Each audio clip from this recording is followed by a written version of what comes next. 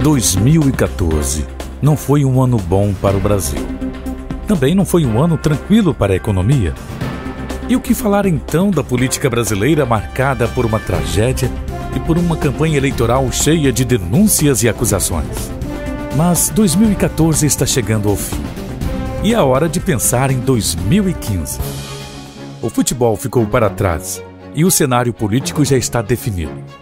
A grande dúvida depois de tantas turbulências e incertezas é se a economia vai se recuperar e o Brasil vai retomar o desenvolvimento. No Espírito Santo, alguns fatores ainda podem motivar preocupações. Os velhos gargalos de infraestrutura continuam no caminho do crescimento capixaba. As atenções também se mantêm na economia internacional e seu impacto sobre um Estado exportador. Mas a mudança de governo no Palácio Anchieta vem acompanhada de expectativas renovadas quanto à relação com o governo federal reeleito e, ao mesmo tempo, de novas soluções para a administração pública local. Além disso, o Estado, que em 2013 amargou prejuízos, já parece ter recuperado o rumo em 2014 com o crescimento da produção industrial.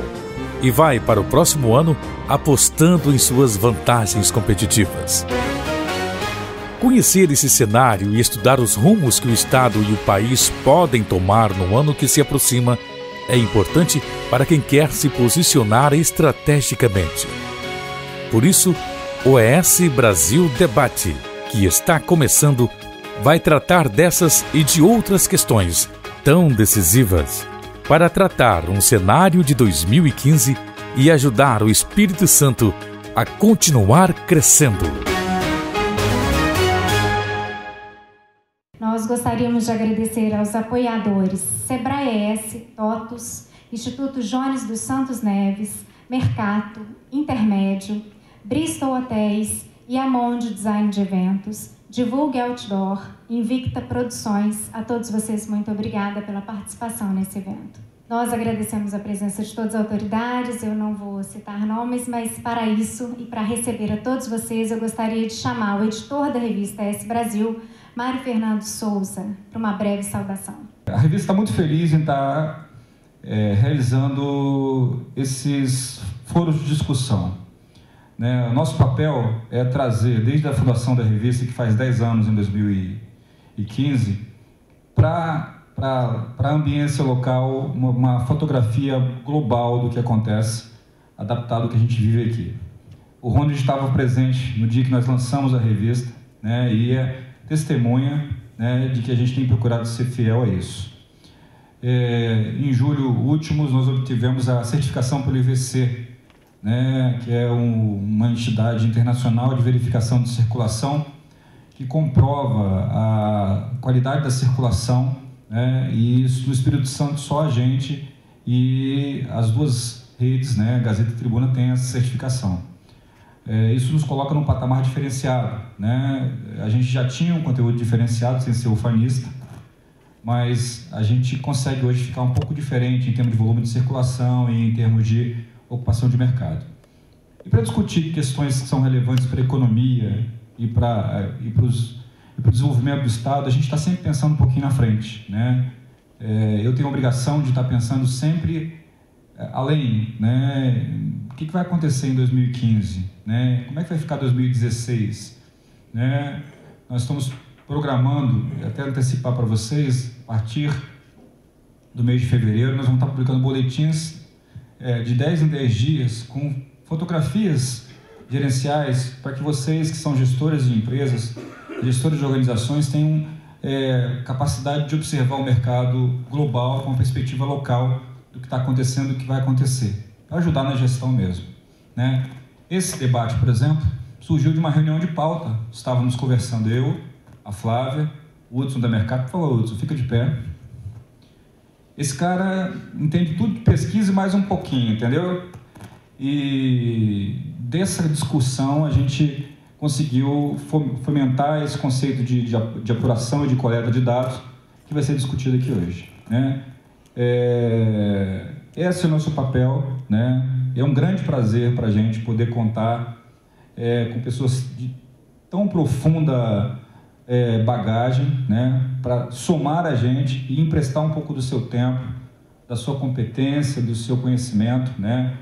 Enfim, estejam em casa, né?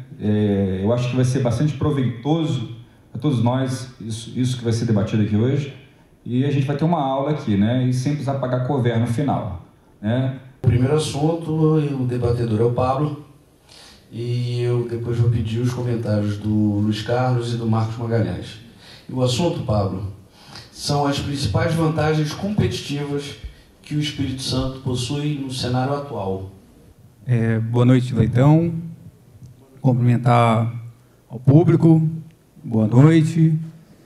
Essa noite de debate aqui, promovida pela Next Editorial, na figura aí do nosso querido Mário Fernando, vem desempenhando um papel brilhante aí, com publicações de extrema importância para o Estado do Espírito Santo, que projetam, sobretudo também, um conhecimento qualificado sobre temáticas diversificadas, né?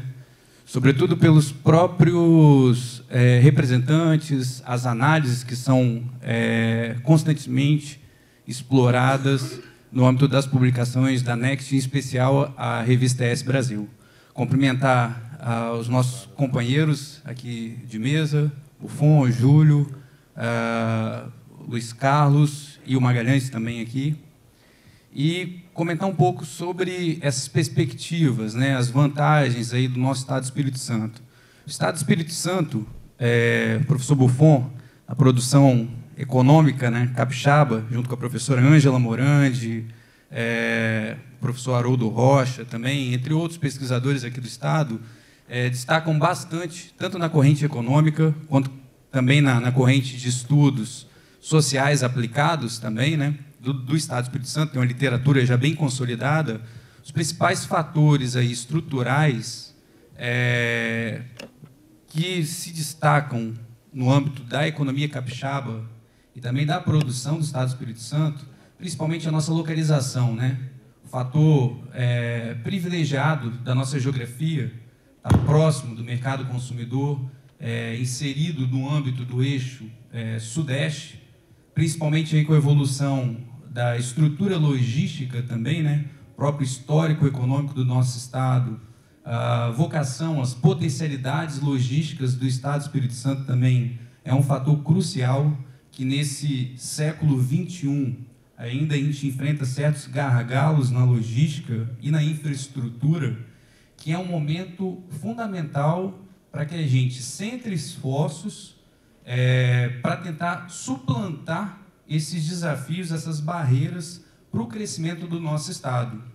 Então, no contexto atual, né, se a gente for analisar aí nessa perspectiva do breve início do século XXI, eu acho que a gente focar em potencializar essas vantagens que existem, mas que ainda estão, de certa forma, emperradas, né? Você vê a questão da infraestrutura no nosso Estado, a questão rodoviária, se a gente pegar o exemplo, BR-101, você chega, quanto mais você se aproxima da capital fluminense, você já tem uma estrutura já bem trabalhada em termos da rodovia, duplicação, a própria concessão. Ao Nordeste também, você vê isso já bem evoluído e tudo.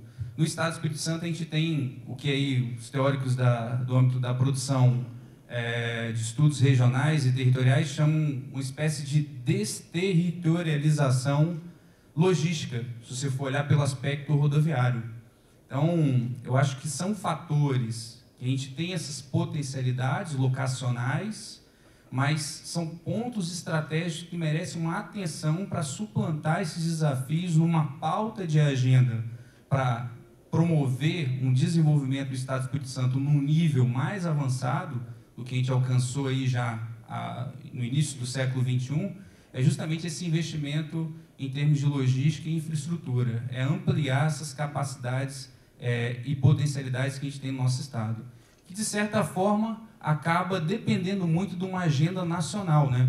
Os investimentos logísticos no nosso estado dependem fundamentalmente, né, de você perpassar um plano de ação em nível nacional. O próprio gargalo que eu citei agora, rodoviário, portuário, aeroportuário também, que já vem se arrastando aí, já aproximando aos 10 anos aí, né, do gargalo que a gente tem do nosso aeroporto aqui da capital.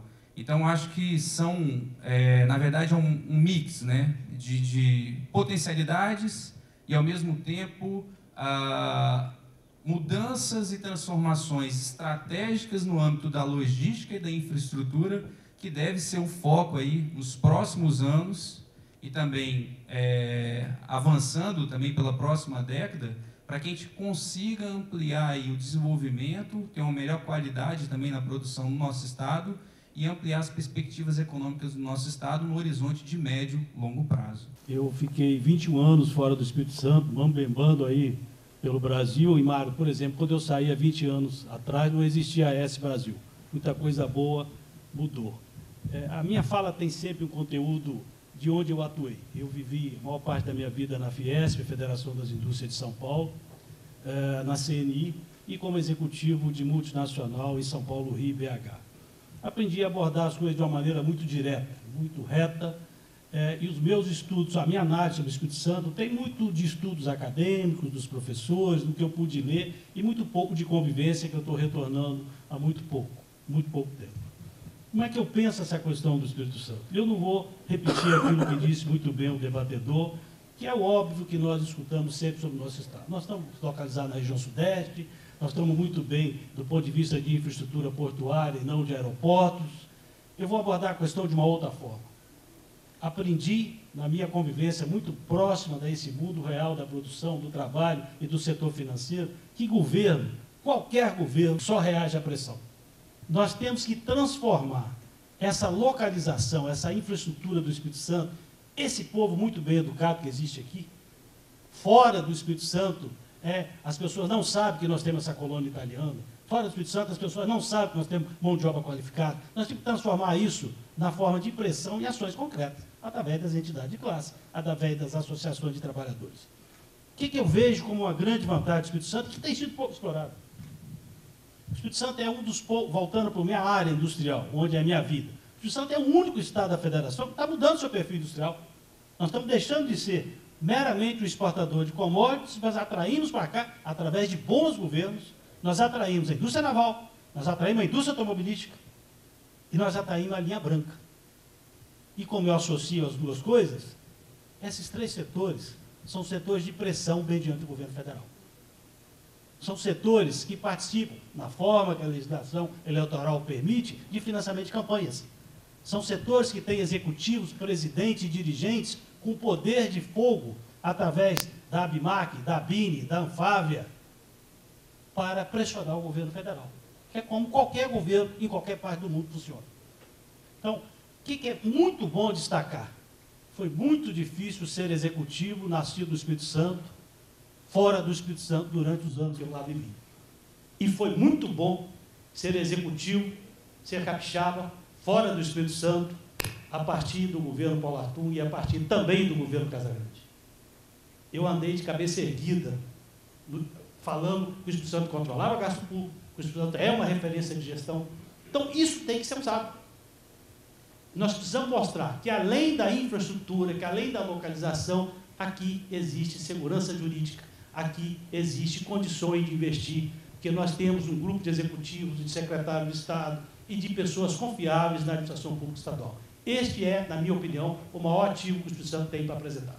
Acho que o Espírito Santo é um pequeno grande Estado. Acho que estamos no lugar certo, na hora certa. Acho que todos os desafios que o Estado tem que ser ultrapassados, serão ultrapassados em 2015, em 2016. Acho que seria redundante falar em localização privilegiada logística no Sudeste, que todo mundo já sabe.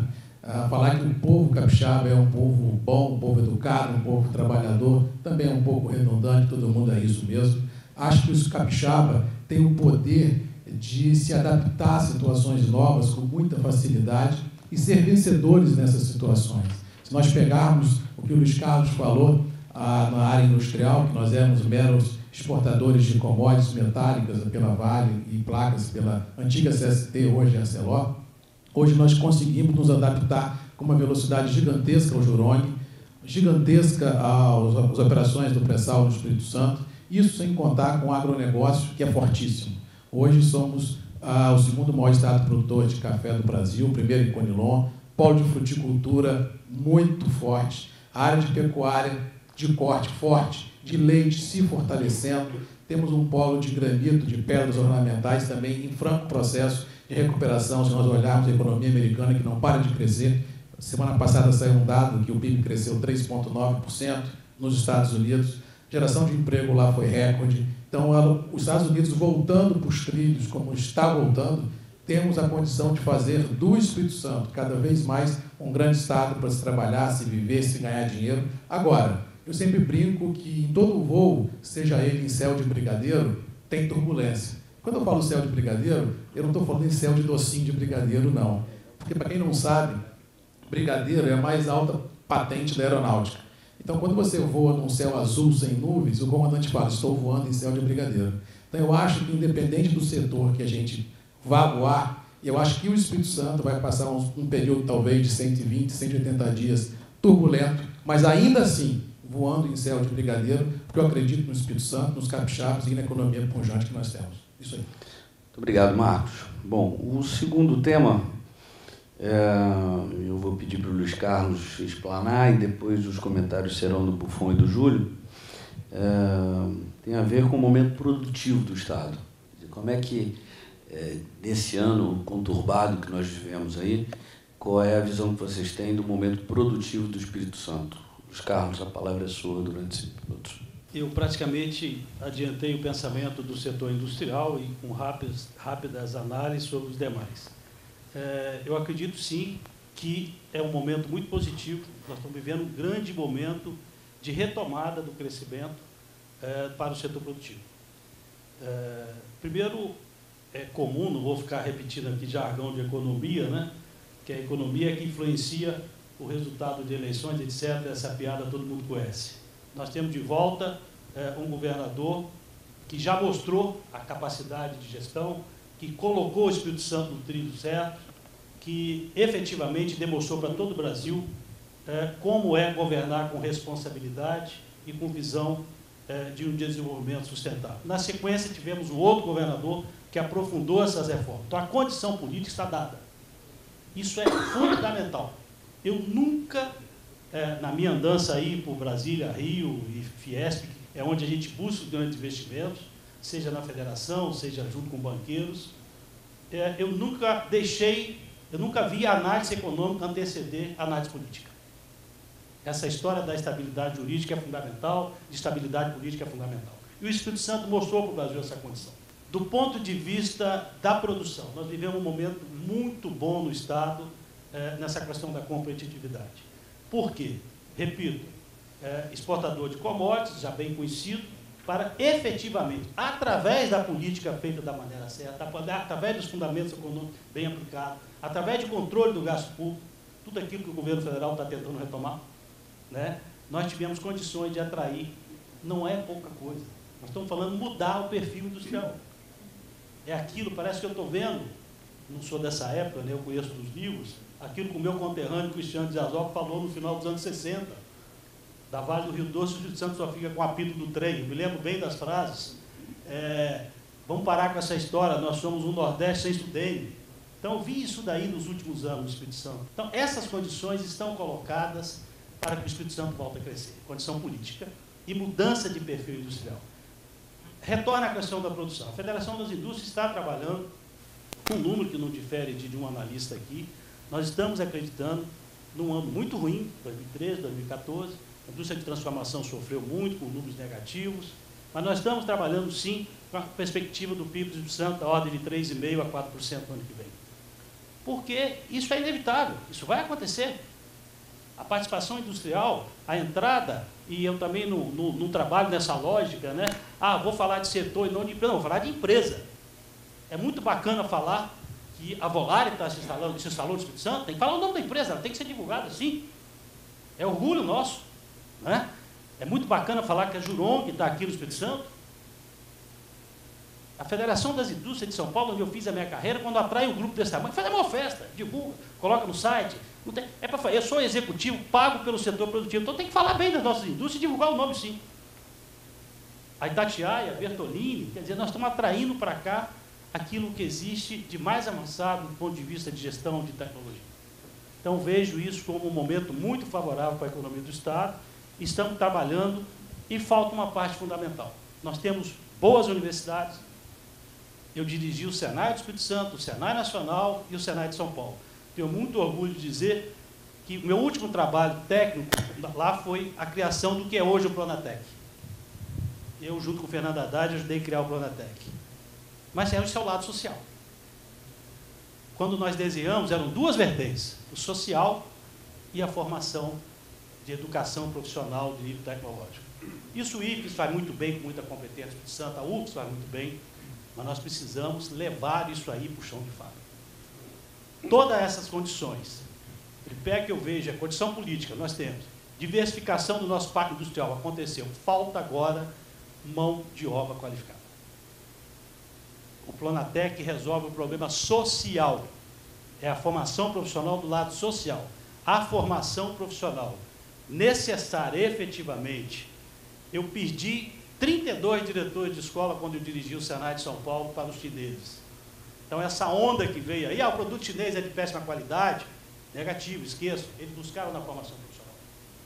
Eles levaram os nossos melhores professores. Então, eu vejo o Espírito Santo com boa condição política, para encerrar, com boa condição, em função dos investimentos que foram atraídos para cá, alguns anos atrás, começam a produzir e alteram o nosso PIB e a nossa indústria de transformação, e vejo que nós temos que cuidar agora da formação profissional de nível técnico. Professor Buffon, por gentileza. Boa noite a todos. Eu penso um pouco na linha que foi colocada aqui. O Espírito Santo vive uma oportunidade. Nós temos aqui um arranjo político ímpar no Brasil de hoje, que confere estabilidade e continuidade, apesar das disputas eleitorais. A disputa eleitoral termina, a vida continua. É assim nas democracias. A Espanha é dividida ao meio, a França é dividida ao meio, o Chile é dividido ao meio, a Itália é dividida ao meio. Por que o Brasil não se divide ao meio também? E ninguém vê nenhuma estranheza na divisão ao meio que acontece lá. Estados Unidos se divide ao meio. Então, isso é normal nas democracias consolidadas e maduras. Nós estamos convergindo para, como é na Europa, um partido de centro-esquerda e um partido de centro-direita. Então, não tem problema nenhum nisso daí. No Espírito Santo, particularmente, nós vivemos um ambiente institucional muito sólido. E, no plano econômico, um momento sem precedentes. A reativação da produção da ArcelorMittal, a Vale trabalhando em carga plena, a Samar com carga plena, e uma nova geração de empresas que estão entrando aí. De fato, isso é verdade. Nós estamos mudando o perfil. VEG, já tinha Brametal, agora veio a VEG, a Solesa aqui de Cariacica, as duas lá a Volare, a Grale está chegando, a Bertolini. São empresas de metal mecânica, todas elas de metal mecânica, que se integram para trás com a produção de aço local. Ou seja, se supera aquela heterogeneidade que existia na indústria capixaba e passa a atrair outros empreendimentos, sobretudo na linha branca. O setor de granito vai muito bem, passou por uma transformação profunda na gestão, na modernização. Em nenhum lugar do mundo a difusão das máquinas de multifio aconteceu como aconteceu no Espírito Santo. Eu acho que 80% das máquinas do mundo rodam no Espírito Santo, as máquinas de multifio. Isso é um fenômeno em termos de difusão tecnológica. No entanto, os setores de mercado interno, sobretudo móveis, confecções, que vão continuar sofrendo muito ainda com concorrência chinesa, com taxa de câmbio, e com restrição ao crédito e com expansão moderada do mercado interno. Então, precisa uma atenção especial a estes segmentos, toda a comunidade pública do Espírito Santo e dos segmentos também empresariais. Doutor Júlio, por gentileza, suas considerações. Temos um orgulho, uma vontade incontida de fazer desse pequeno, grande Estado uma vitrine. E aí, quando a gente analisa do nosso segmento do agronegócio a performance a nível nacional, sabemos que no ano de 2012 tivemos superávit do agronegócio de 79 bilhões de dólares. Em 2013 já foi de 83. Se fosse retirado esses números da balança comercial, infelizmente seria negativo. E aí o que nos dá prazer é verificar, conferir que em nosso estado essa tendência acompanha. Nós tivemos nesse ano já uma retração de 23% das exportações de commodities, que ainda engatinham para uma agregação de valor a nível nacional, ao passo que tivemos no Espírito Santo um crescimento de 5,8%. Então, uma cultura como o café, que foi falado aqui, é o segundo produtor nacional. Se fosse um país, também seria o segundo do mundo em Conilon, o primeiro é o Vietnã. E nos assusta a questão da marginalização, do preterimento que o poder público federal faz conosco do Espírito Santo. E no café não é diferente, porque esses países, como o Vietnã, não tem interferência de OIT, não tem interferência de meio ambiente, e essas dificuldades todas são mantidas para nós. E a gente precisa de colocar o nosso café lá com exercício, um dever de casa do Itamaraty, com juros aproximados ao que o Vietnã faz, ou seja, nada. Hoje, muitos de nós estivemos lá no Senac, ouvindo a palestra do governador, e nos causou uma impressão muito confortável, de muito otimismo, quando ele disse que vai priorizar o entendimento, o relacionamento, vai ouvir a todo o segmento produtivo e vai dar uma prioridade absoluta à educação. Nós, depois de amanhã, vamos fazer a premiação do projeto Agrinho, que envolve trabalhar com crianças da pré-escola de 6 anos a 16, trabalhamos esse ano em 58 municípios, treinamos 6.700 professoras e 83 mil jovens. Então, o caminho para chegar a uma performance de competição globalizada, sem dúvida, é a educação. Por isso, ficamos felizes com o que ouvimos hoje. Muito obrigado, Júlio. Bom, essa primeira fase tinha esse propósito de construir os cenários atuais aí, a gente vai falar um pouco de futuro, e eu queria, baseado no que o Luiz Carlos disse, fazer uma provocação. Aqui eu vejo vários colegas de docência aí, meu amigo Ronald Carvalho, lá da co-irmã Dom Cabral, eu que sou professor da Fundação, Marquinhos, que dá aula nos Estados Unidos, lá no UVV também, João Luiz Vassalo.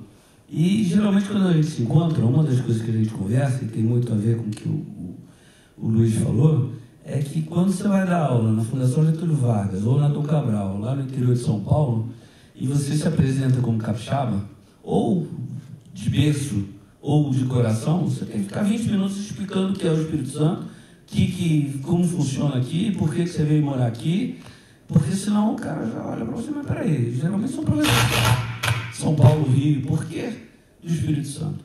E aí eu lembro um colega de fundação, que é de planejamento estratégico, o professor Canter, que outro dia me disse uma boa naquelas nossas viagens de van, a gente fica indo para cima e para baixo de van, e a gente estava conversando um determinado assunto, e ele chegou para mim e falou assim: Leitão, isso daí é estratégia Lombardi. Eu falei, mas estratégia Lombardi, que diabo é isso? Ele falou assim: eu já ouvi falar muito, mas nunca vi, não. A minha sensação é de que todo esse potencial do Espírito Santo, dos agronegócios, do turismo, das empresas que vêm, a gente... E aí, essa provocação é para a gente chegar no assunto agora, que é gargalo. Quer dizer, que gargalos, tirando os óbvios, faltam para que efetivamente o Espírito Santo deixe de ser o Estado do futuro dentro do país do futuro, que já deixou de ser, que é o Brasil. Então, eu queria fazer essa provocação para o Buffon, e depois eu queria que o Pablo e que o Marcos Magalhães fizessem os comentários acerca dos gargalos, não dos gargalos óbvios, mas o que está faltando para o Espírito Santo realmente ocupar o espaço dele dentro da Confederação. Buffon, por gentileza. Eu penso o seguinte, que nós sofremos aqui no Espírito Santo com um certo complexo de periferia. A gente sempre espera que alguém lá de fora, dos estados grandes, do governo federal, venha nos redimir aqui. É evidente que o condicionante externo é sempre muito forte, seja do plano internacional para o plano nacional, ou seja do plano nacional para o plano local. Os condicionantes são evidentes, mas as determinações são internas. A qualidade do arranjo político nosso, a qualidade da interlocução público-privada, a qualidade das nossas universidades, a qualidade do nosso empreendedorismo, a qualidade da nossa cooperação, a qualidade dos nossos órgãos de classe, a qualidade dos nossos órgãos de imprensa, é que vão conferir esse status de Estado desenvolvido ao Espírito Santo. O que é desenvolvido? Desenvolvido não quer dizer que o padrão de vida vai ser maior ou menor. Desenvolvido quer dizer que todas as nossas potencialidades foram postas em marcha.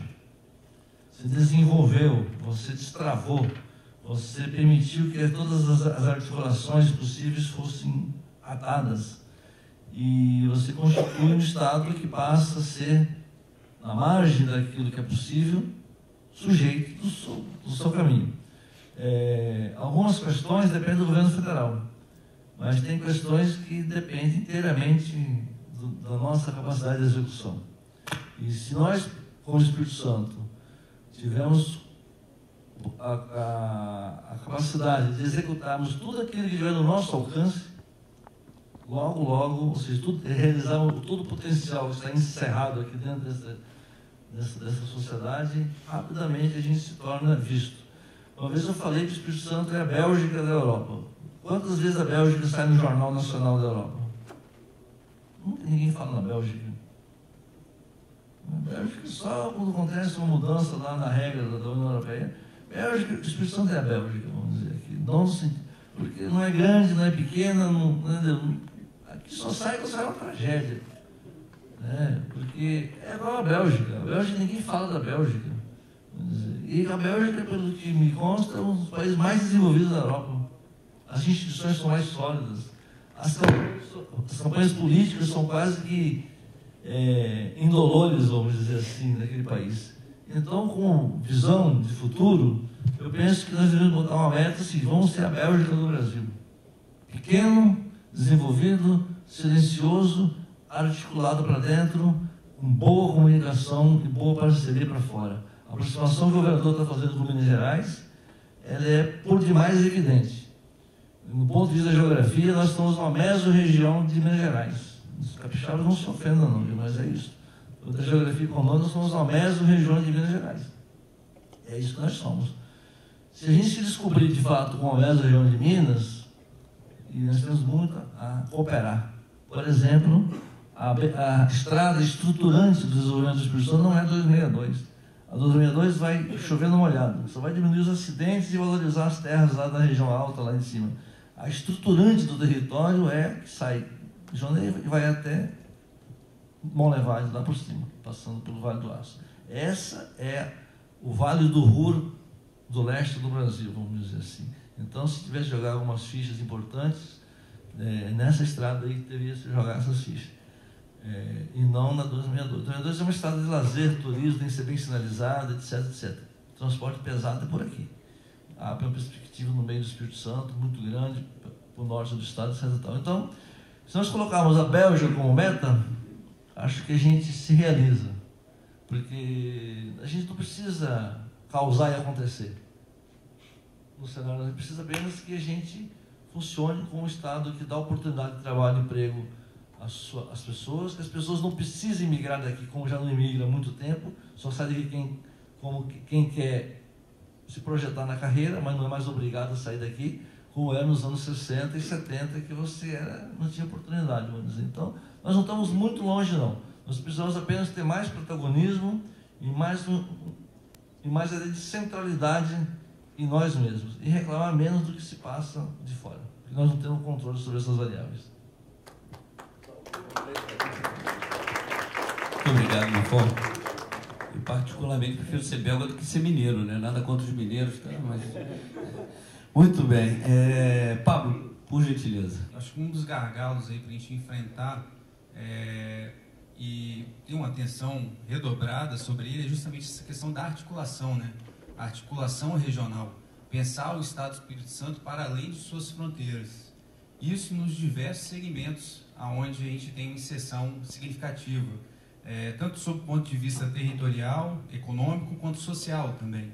Agora há pouco o professor Buffon comentava sobre a diversificação, e o Luiz Carlos também, a diversificação da base produtiva do Estado do Espírito Santo, onde a gente tem essa entrada num vetor norte, a gente pode colocar, de importantes fábricas vindas principalmente aí da Serra Gaúcha. Se a gente pegar Caxias do Sul como exemplo, as fábricas que o Luiz Carlos comentou, né, a Volare, Bertolani, entre outras, a Agrária agora com a perspectiva também de estar vindo também para o território, e esse vetor de crescimento, de atração desses empreendimentos na porção norte do Estado do Espírito Santo. Isso é um fator também que merece uma atenção e é importante nessa tendência de diversificação da base produtiva do nosso Estado. Um outro fator importante também, aí complementando a análise, é o advento do petróleo. E a gente sair de uma base, de acordo com os dados da Agência Nacional do Petróleo, em 2000, início dos anos 2000, o Estado do Espírito Santo contribuía com 2% da produção de petróleo e gás do Brasil.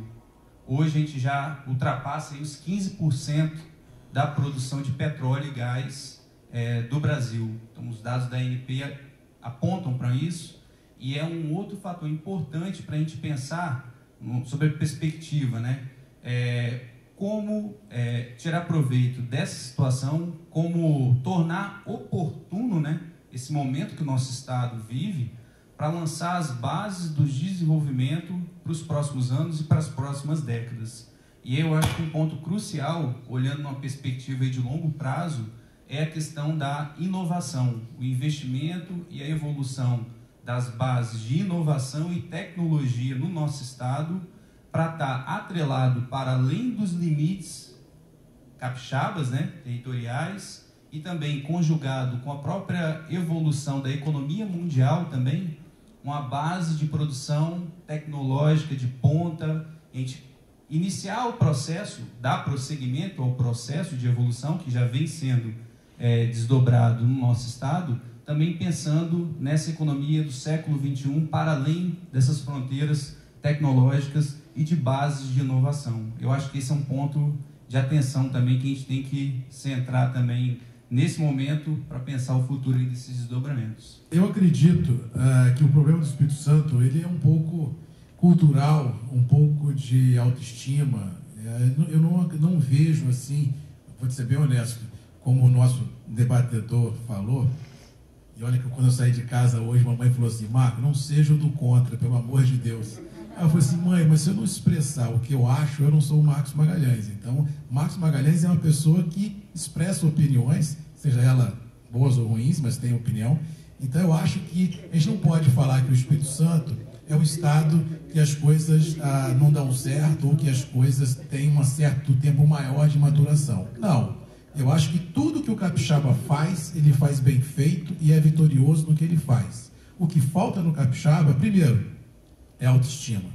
Nós temos que valorizar, bater no peito e falar: eu sou um pequeno grande estado, mas eu sou um capixaba, eu sou um vencedor e vou mostrar ao mundo o que sou capaz de fazer. Toda vez que o Estado do Espírito Santo veio para a mídia nacional mostrando o que é o Estado, captou empresas, captou investimento e captou geração de emprego. Então, eu acredito que falta no Espírito Santo autoestima elevada. Eu acho que dinheiro em marketing não é jogado fora. Eu acho que dinheiro em marketing é um dinheiro bem gasto, é um dinheiro que projeta as pessoas, projeta as empresas, projeta o Estado. Então, o grande gargalo que falta ao Estado é a gente tirar a hipocrisia de falar que o marketing é um dinheiro jogado no lixo. Não é. Toda vez que eu vejo uma propaganda na Globo News mostrando o Espírito Santo, eu penso: Poxa, aí é que está o dinheiro que vai fazer com que o emprego no Espírito Santo renasça. Então, eu acho que o Espírito Santo, volto a falar, é um estado vitorioso em tudo que faz. Tudo. Você pegar outra vez o agronegócio, ele é vitorioso. Vamos falar em porto embarcador de minério de ferro, ele é vitorioso. Temos a maior indústria de celulose do mundo no Espírito Santo. Temos condição de gerar emprego em todo o estado. Eu rodo o Espírito Santo no interior. Para quem não roda, vale a pena rodar, pegar um carro aqui, sair pela BR-101, chegar em Jaguaré, entrar para Nova Venécia, passar pelo 41. Você viu quão próspero é o Espírito Santo. O problema é que nós, capixabas, não acreditamos em nós e muito menos no Estado. E quando falamos da gente, do Estado, das empresas, falamos de maneira pejorativa. Quando nós levantarmos a bandeira que somos vencedores, ninguém nos segura. Então eu acho que o Espírito Santo, o grande gargalo que tem é a autoconfiança, é saber se vender, é saber estar na mídia, é saber trazer investimento para o Estado do Espírito Santo. O resto, o que bater a bola aqui, com certeza vamos chutar, fazer o gol, fazer o point, fazer o que for. Eu acho que o futuro está nas mãos dos próprios capixabas. Esse é o gargalo. Vamos acreditar que somos capazes e somos capazes. É isso aí. Muito obrigado, Marcos. Bom, o próximo assunto é política. Então, eu queria pedir para que o Júlio, e depois os comentários do Pablo e do Buffon, falasse um pouco dessa relação governo estadual, governo federal, dos dois novos mandatos, claro. Júlio, por favor, qual é a sua expectativa em relação a essa relação Paulo-Dilma? Nós temos o privilégio de contar com um governador eleito, sem desmerecer o governador que está terminando um mandato em absoluto, uma argúcia muito grande, e que já está providenciando esse entendimento. Nós tivemos hoje a palavra dele, que a gente acompanhou algum desses projetos de intercâmbio com os demais estados, como Rio de Janeiro e Minas Gerais. Foi falado aqui com muita propriedade a respeito da rodovia, mas está sendo trabalhado a nível nacional e com o estado de Minas Gerais principalmente, aproveitando aqui o gancho, a questão da estrada de ferro 354 da 118. É isso, Lemar? O porto de Açu, do Rio, no norte fluminense, está fazendo um estudo de viabilidade conosco do porto que vai se iniciar no sul do estado, em Presidente Kennedy. A exportação da maior produção de grãos do Brasil está no Brasil está lá no Brasil Central, uns 53% da produção. Tem um estudo do governo federal priorizando para ele sair acima do paralelo 16, no Arco Norte. Mas essa saída pelo Açu e pelo Porto Central que nós teremos, ele vai dar uma economia por exportação em tonelada de 50 a 60 reais. Então, o que o governo tem que fazer, e vai fazer com certeza, é demonstrar e conquistar, através de argumentação sólida com o governo federal, que nós somos uma opção atraente. Nós não temos, como Brasil Central, as potencialidades fluviais, que são assemelhadas deles àquelas dos Estados Unidos. Mas nós temos o mar, e nós temos que explorar a cabotagem, porque, afinal de contas, a cabotagem, mesmo a nível de Brasil, ela é uma lástima. Ela custa, em períodos de pequeno percurso, 7 vezes mais o transporte de navios. Então, explorando a cabotagem nesse rumo que está aí, tem esses silos de Viana que estão quase consumados e concretizados para iniciar a construção de 100 mil toneladas, que vai desenvolver a nossa suinocultura, a nossa avicultura, bovinocultura de leite, e ter excedentes para exportar para o Nordeste e para o Sul.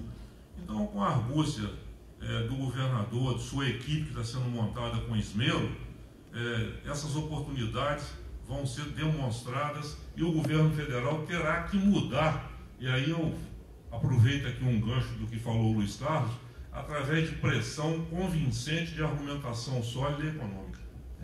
Nos últimos anos, por conta de uma série de agendas que dependem e muito dessa agenda federal, ocorreram perdas também sob o ponto de vista tributário, econômico também, no Estado do Espírito Santo, e a gente, por conta do valor que o Estado representa para a federação, o exemplo que a gente tem agora, dados recentemente divulgados aí do MIDIC, né, sobre a balança comercial, enquanto o Brasil está enfrentando aí um déficit na casa de 5 bilhões de dólares, o Estado do Espírito Santo, a balança comercial está superavitária em 4. Então, é um fator fundamental que destaca, reforça, um dos fatores aí que reforça essa importância do Estado do Espírito Santo para a economia nacional. Então, a perspectiva aí para o próximo ano, o governo, destacando aí também, né, essa questão da credibilidade política que a gente alcançou, sobretudo no início dos anos 2000 aí, com o governador Paulo Atung, né, reforçando, reestruturando as instituições. Tive a oportunidade de participar diretamente na Secretaria de Segurança Pública, numa gerência de estatística, onde a gente viu essa transformação, a gente vivenciou essa transformação aqui no Estado do Espírito Santo, de um período onde as instituições não tinham credibilidade internamente e também fora do Estado, né, isso projetado, era a imagem do Estado na década de 90, infelizmente, isso daí durou muito tempo, a questão política do nosso Estado e o valor das nossas instituições, e ao longo da década de 2000 essa história foi mudando, uma revolução na administração pública, as instituições. Com o governador Renato Casagrande foi dada a devida continuidade e também promovida a evolução. Eu acho que isso demonstra o caráter também republicano e da própria evolução da democracia, né? A responsabilidade de manter aquilo que está dando certo e avançar para um patamar mais elevado.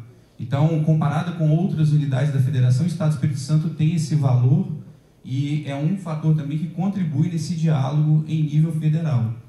No nível do governo federal, os gargalos aí são bem significativos, né? Os indicadores econômicos demonstram isso. PIB, a própria balança comercial que comentei agora há pouco, a questão da inflação, toda a preocupação em torno desse novo governo aí que vai se iniciar em janeiro agora de 2015. Então, a importância aí também, eu acho que a gente tem essas características favoráveis para ter condições de exigir e de reivindicar essa atenção necessária e merecida que o nosso Estado tem e é necessário para o desenvolvimento do nosso Estado. Obrigado, Pablo. Buffon, questões de governo. Acho que as pessoas exageram um pouco. Tem certas pessoas que se nutrem desse exagero, né? É evidente que o bom senso mostra que não é por aí. Eu entendo que o diálogo tem que ser construído em cima de projetos. E são projetos que não são só importantes para o Espírito Santo, são projetos que contribuem para o Brasil. Eu não estou reivindicando um projeto que se circunscreve ao interesse provinciano do Espírito Santo. Porto, ferrovia, aeroporto, gasoduto, polo gás químico, são todos projetos de porte de interesse nacional, aos quais o Espírito Santo oferece, se não a melhor, uma opção entre outras a serem discutidas e debatidas. Não estamos aqui pedindo que seja dado algo que a gente não mereça e nem algo que a gente não seja capaz de tocar de forma economicamente viável, vamos dizer assim. São projetos nacionais que têm o território do Espírito Santo como substrato. Então, eu entendo que há uma grande margem de diálogo e de construção em cima de projetos. E aí, a integração com Minas Gerais, a integração com o Rio de Janeiro, a plataforma siderúrgica é com Minas Gerais, a plataforma de petróleo é com o Rio de Janeiro. Nós somos o vértice do Sudeste. E esse vértice do Sudeste é aqui. Nós temos que pensar desta forma. E é evidente que a infraestrutura rodoviária é muito necessária. A infraestrutura portuária, né? Se é o que define o Espírito Santo, o maior gargalo é o porto, porque o Espírito Santo nasceu pelo porto. Quem botou o Espírito Santo no mundo foi o café, mas quem deu estatura nacional ao Espírito Santo foi o porto. E a longo prazo é o ativo mais estratégico para o Espírito Santo.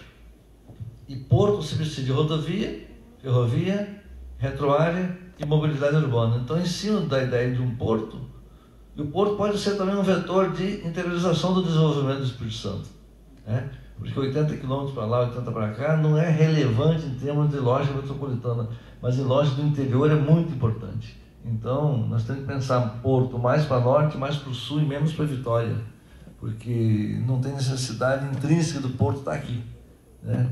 Então, tem uma grande pauta aí para se conversar, e eu entendo que o governador eleito, assim como o atual governador, os dois têm a capacidade de estabelecer os diálogos necessários para que isso se viabilize. A palavra continua com você e o nosso próximo assunto é gestão pública. Quais são os desafios da nova gestão pública?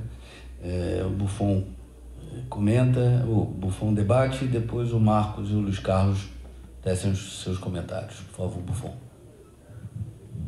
Esse eu acho que é o maior gargalo a longo prazo do Brasil, né? A infraestrutura você resolve, a pobreza você resolve, vai resolvendo. Agora, o que tem da sustentabilidade a longo prazo ao país é esta capacidade de propor as coisas. Eu pego o exemplo da Alemanha, por exemplo, teve a crise de 2008, rapidamente se reconfiguraram, mudaram suas relações de trabalho, olharam para frente e tocaram a vida deles. Enquanto a Europa Mediterrânea ainda discute o que fazer.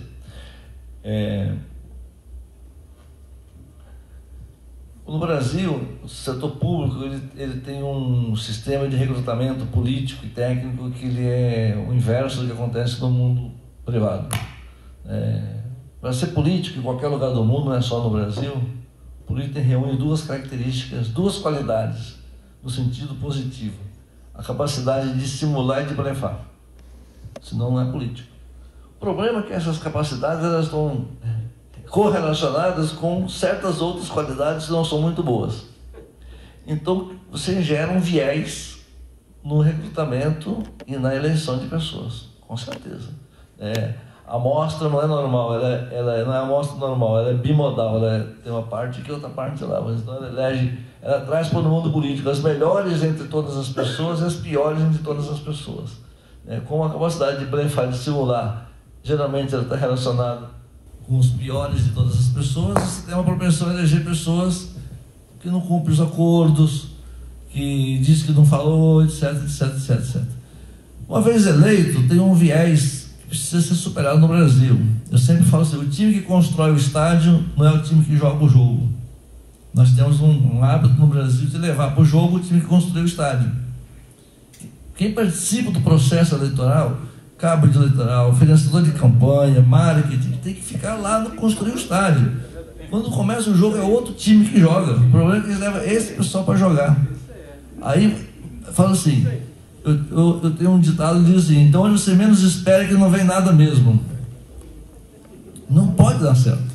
Porque o cara entra no governo, no primeiro dia que ele entra no governo, ele quer viabilizar sua plataforma para prefeito da cidade tal. Quer viabilizar sua plataforma para deputado tal. Viabilizar sua plataforma para voltar não sei para onde. Então não tem condições de um negócio desse. Então nós temos que ter responsabilidade de colocar no setor público pessoas que vão executar os projetos que são delineados pelo mandatário, que foram validados publicamente pela eleição. É simples assim. Como é que faz isso? Aí depende do perfil do executivo, né? Depende do perfil do executivo para fazer isso daí. Mas é evidente que, uma vez feito isso, não há garantia que o sucessor vai fazer o contrário. Eu falo, você consegue ter modelo de gestão até contra a corrupção no Brasil, até contra o superfaturamento, mas você não consegue um modelo de gestão imune aos idiotas que aparecem, que querem fazer o seguinte, querem reinventar o mundo em 3 anos, em 4 anos. Isso é impossível de fazer. Você tem que ter continuidade no processo. Continuidade no processo. Tem que ter humildade de dar continuidade às coisas que foram feitas pelos outros. E os devidos ajustes que devem ser necessários em função à mudança do tempo e das condições externas. Porque outras variáveis você tem que reequacionar os projetos. Isso é evidente. Então, isso é uma questão cultural que o Brasil tem que superar, que não é só daqui não, a América Latina é toda assim, parte da Europa Mediterrânea é assim, isso está na natureza, vamos dizer assim, de povos, talvez latinos, que acham que você tem que dizer ao que veio. E não é assim. Você pega sociedades mais estruturadas, para mim é o seguinte: o Brasil tem uma certa mania de colher exemplos externos. Então vamos colher o exemplo da Alemanha, por exemplo, o exemplo da Noruega, de um país pequeno, ou da Alemanha, de um país grande, onde as coisas são permanentes, são continuadas, são adaptadas, são reformadas e são mudadas até drasticamente quando as coisas se fazem necessárias. O Brasil tem uma questão no parlamento que você leva muitos anos para um tema entrar na pauta. Aí ele entra na pauta, vira um projeto de lei ou vira uma medida provisória. Aí leva não sei quanto tempo para ser debatido. Depois a lei passa e tem que regulamentar a lei. Então, utilizando assim um prazo razoável, você leva 10 anos para botar em discussão, equacionar, resolver e implantar alguma coisa no país. É esse time que tem que ser reduzido. E aí precisa das ditas reformas, né? Tem que reformar em 3 dimensões: a reforma partidária, a reforma eleitoral e a reforma de funcionamento do Congresso. Só que político não se autorreforma. Como é que se reforma isso aí? Essa é a pergunta que eu digo aos brasileiros. Como é que você reforma isso aí? Né? Eles advogam em causa própria. Então, o maior gargalo a longo prazo é esse. Como não se resolve isso logo, votar melhor é o melhor remédio. Está na mão do voto a mudança, quer dizer, está na mão da gente. Quer dizer, o cenário político, ele é um cenário desafiador. Tem problemas não só no Brasil, mas no mundo inteiro. Isso não é um mérito do Brasil ter problemas de gestão pública, infelizmente. Eu acredito num cenário político, com um viés muito mais privado, para dar certo as coisas. Mas as coisas, a gente não mora num castelo da Cinderela, onde tudo acontece como num conto de fadas, infelizmente. Então, a primeira mudança que tem que haver num processo público, num processo político, ele começa no voto. Inclusive, essas eleições que se passou, se você pegar a nossa própria bancada federal, ela teve uma renovação estupenda. Quer dizer, nunca se viu o que se viu na bancada federal dessa última play, da renovação que se teve. Quer dizer, isso mostra alguma coisa, isso mostra que o povo quer mudança, isso mostra que o povo quer novos legisladores que têm um novo pulsar. Na bancada estadual também houve uma renovação significativa. Então, eu acredito que essa renovação passa pelo voto. Acho que, na minha visão, como falei numa palestra no sábado passado, lá em Muqui, a convite da Prefeitura e da cooperativa de lá, Café Sul, mas o que o governo poderia fazer pelo café ou pelo setor agrícola? Eu falei, olha, a gente tem que ter no governo não uma visão de bengala ou de corrimão. A gente tem que ter no governo público, no governo político, uma visão de luz e uma visão de porta. Quer dizer, o governo, a parte pública, tem que ser muito mais um sinalizador de futuro, por onde as pessoas têm que caminhar, do que ser um assistencialismo 24 horas, fazendo que as pessoas e os negócios vivem assim, atrás de bengalas. Não. Eu acho que tudo começa pelo voto, mas o foco final é ter uma visão um pouco mais privada do público, porque aí a gente vai conseguir ter um pouco mais de vida longa aos negócios, às empresas e as esperanças das pessoas. Mas, volto a falar, a lição que o Espírito Santo deu nessa renovação da bancada federal e estadual pode ser um sinal dos tempos, de que a gente quer mudança, a gente quer um público mais transparente, um público mais privado, um público mais atuante na vida das pessoas. Mas que é um negócio fácil? Não é. É um desafio constante? Cara, não tenho dúvida. E não é só ao mérito do Espírito Santo ou do Brasil. Isso é um problema conjuntural, isso é um problema global. Se nós olharmos os nossos vizinhos na América do Sul, infelizmente ou felizmente, os africanos e também europeus, você vai ter problemas de toda a ordem em todo o país. Então, tudo começa num primeiro momento, que é consciência do voto por pessoas certas, no lugar certo, e cobrar, como diz o outro, daqueles que estão lá para ter do público um pouco mais de privado. Eu acho que é por aí a coisa. Obrigado, Marcos. Luiz, por favor. Eu sou de uma geração que sonhava com o Brasil sem inflação. Aconteceu. Eu sou de uma geração que sonhava com democracia, com estabilidade política. Aconteceu. Mas resolvido o problema do processo seletivo, as carreiras de Estado são preenchidas por concurso, né? Isso está muito bem resolvido no Brasil. Nós temos que colocar em pauta e discutir o preenchimento dos cargos de direção no setor público. Apenas o ex-chefe da Casa Civil, o ministro Zé Disseu, no primeiro mandato de Lula, nomeou 22 mil DAS. 22 mil. O presidente Júlio dirige também as entidades do Sistema S. O Tribunal de Contas, corretamente, que o Sistema S administra dinheiro público, sim, impôs a nós processo seletivo. Ok, está perfeito. Agora, por quê? O que um PR quer uma diretoria de civil da Petrobras? Serve para quê? É aquela história de abordar os assuntos de uma forma direta. O governo de coalizão está sendo mal entendido, isso tem que ser discutido. E os órgãos de controle têm que exercer o seu papel, o Ministério Público e a Justiça também têm que exercer o seu papel. Porque se nós não colocarmos isso em pauta, nós estamos discutindo ali, antes da foto aqui com os debatedores, nós vamos acordar amanhã, a ação da Petrobras já está em quanto? Aí eu perguntei, e chegará a quanto quando chegar o relatório da SEC americana? Nós passamos, sempre que uma empresa brasileira está na Bolsa em Nova York, nós vibramos com isso, né? E qual vai ser o resultado do nosso chamado governo de coalizão e de critérios de preenchimento das principais funções de direção no Brasil? Não basta resolver as carreiras de Estado. Eu me lembro, eu tive um professor na Universidade Federal do Espírito Santo, o saudoso Nivaldo Albuquerque Valim, paraibano, né? O professor Nivaldo foi o primeiro capixaba que eu acho que fez doutorado em administração na Sorbonne. Ele falava o seguinte: no Brasil, quanto maior o cargo, mais esculhambado o processo seletivo. É preciso abordar isso de uma forma... E agora, isso começa a chegar onde? Eu não tenho processo lá, posso falar, não estou preocupado. No Supremo Tribunal Federal. Eu tive o desprazer de acompanhar essa batina de 2 candidatos a ministro do Supremo. E não tem pergunta, não tem debate. Sequer a carreira acadêmica é discutida. Sequer a carreira acadêmica é discutida. Sequer a titulação é discutida, sequer a tese é discutida. Então, eu acho que a questão... existem grandes professores aqui, nesse ambiente. A questão do governo de coalizão, da gestão pública no Brasil, não basta resolver as carreiras de Estado.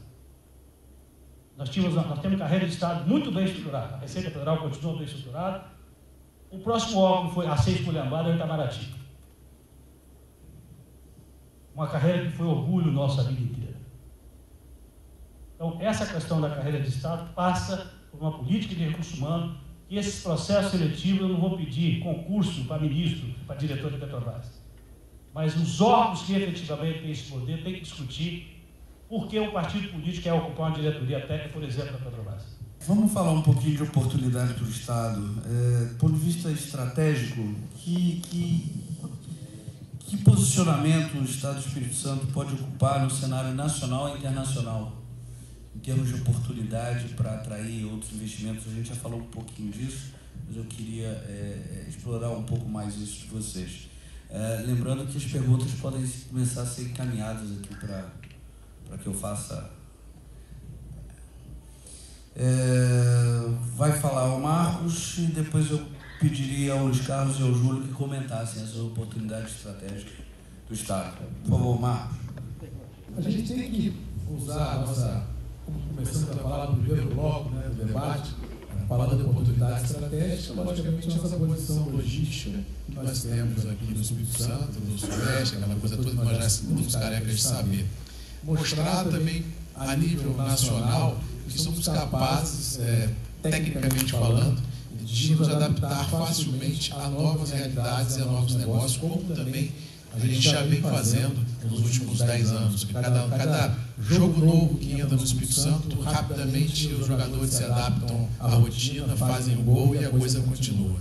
Eu acho que as oportunidades estão centradas, mais uma vez, no agronegócio, porque eu acredito nele. Segundo, como nós temos uma parte do Estado baseado na SUDENE, né, com alguns incentivos fiscais para o Banco do Nordeste, atrair essas empresas para cá, como inclusive já vêm sendo atraídas, e fortalecer cada vez mais a posição que, feliz ou infelizmente, nós tivemos nos últimos 10, 12 anos, de uma tranquilidade política muito grande no Espírito Santo, que momentaneamente ficou um pouco embaçada aí nos últimos 8 meses, né, essa transição traumática que nós tivemos aí, do governo Casagrande para o governo Paulo Artung, mas mostrar para o Brasil que temos a união política do Estado, que nós não temos aqui, entre aspas, grandes brigas de foice, porque a tranquilidade jurídica, política e econômica, ela é um imã na atração de grandes investimentos.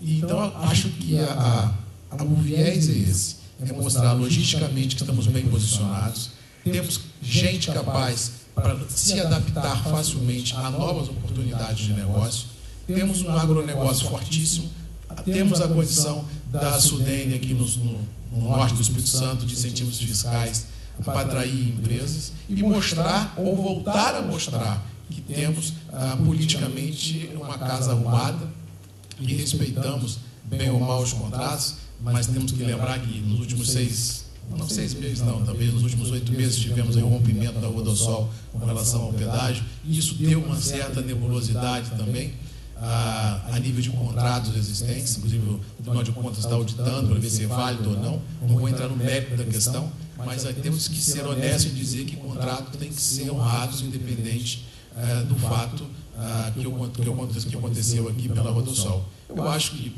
como diz outro, não vamos entrar no mérito da questão, mas, assim, como bandeira, o dinheiro procura o quê? Porto Seguro. E Porto Seguro se traduz em quê? Respeito a contratos, tranquilidade política, logística e gente capaz de tocar os projetos que, porventura, vierem para o Espírito Santo à frente. Então, essas são, assim, os vetores que eu acredito que o Espírito Santo tem para levar uma bandeira progressista aos capixabas e ao Brasil. Eu entendo que o Espírito Santo, repetindo, já tem bons fundamentos políticos, fundamentos econômicos, está muito bem claro. Entendo, Marcos, respeitando todos os debatedores, eu entendo que a disputa foi em alto nível. Em alto nível.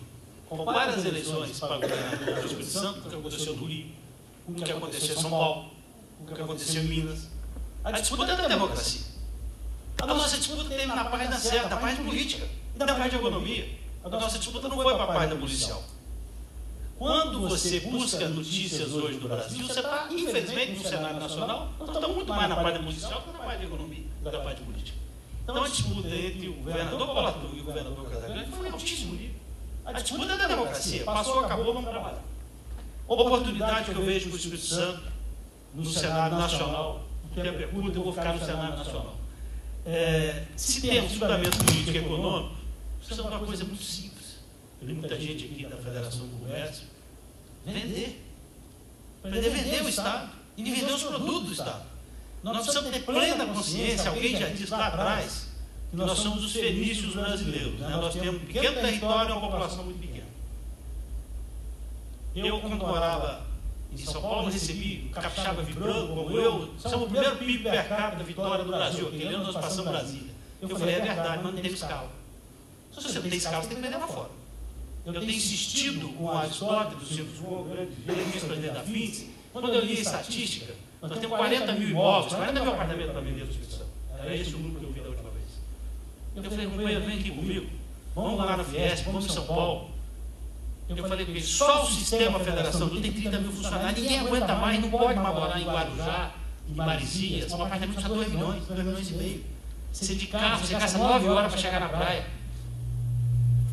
Então, na hora que você... E não adianta ficar competindo, dizendo que a nossa praia é melhor do que Porto de Galinhas, que a nossa praia é melhor, porque o paulista vê o Brasil como o americano vê o mundo. Né? Ele passa por cima daqui, vai para a Bahia, ele vai para a Bahia e para os Estados Unidos, e para a Europa, só. Então, nós temos que mostrar que nós temos 1h15, 1h30, 2 horas do aeroporto de Campinas, ou de São Paulo. Você tem que mostrar que é possível você comprar um apartamento na segunda quadra da Praia da Costa por 300, 400, 200 mil. Você compra um apartamento. Quer dizer, você tem que atrair. Só se nós atrairmos para cá uma população de 40 milhões de habitantes, onde 18 milhões estão dentro do mercado de consumo, aposentam. As grandes empresas multinacionais, o setor público já tem aposentadoria integral da troca. As grandes empresas multinacionais, lá todos têm previdência privada, os 55 todo mundo saindo. Na hora que você chegar, não, o Espírito Santo é perto, população educada, cidade com qualidade de vida, e você compra um apartamento por 200, 300, 400 mil reais. Eu acho que é isso. Só peguei o exemplo da construção civil que o tempo não permite, mas isso vale para outros setores. Júlio, por favor. Nós somos incitados a exponenciar a questão da educação, da inovação, da tecnologia. A Confederação Nacional da Agricultura recentemente fez um ranqueamento do agronegócio comparativo entre todos os estados brasileiros.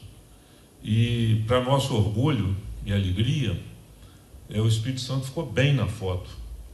Ele ficou em 8º lugar. A gente sabe que São Paulo, Paraná, Santa Catarina, Rio Grande do Sul, e hoje é uma potência do Minas Gerais, uma potência do Brasil Central em produção, tem uma condição mais avantajada em termos de território, de tecnologia. Mas eu faço questão de exponenciar essa questão da educação, porque o segredo desses resultados superavitários da balança comercial do agronegócio foi investigado. E aí o que se encontrou? Se encontrou uma evolução favorável de um maior número percentual de produtores com curso superior e de seus filhos seguindo o negócio também com formação superior. Então, é o caminho. Nós ficamos em 8º lugar no ranqueamento nacional, tangenciando imediatamente após Minas Gerais, com pouca significação de diferença. Então, uma coisa que a gente aborda com alegria e que sabe que é o caminho.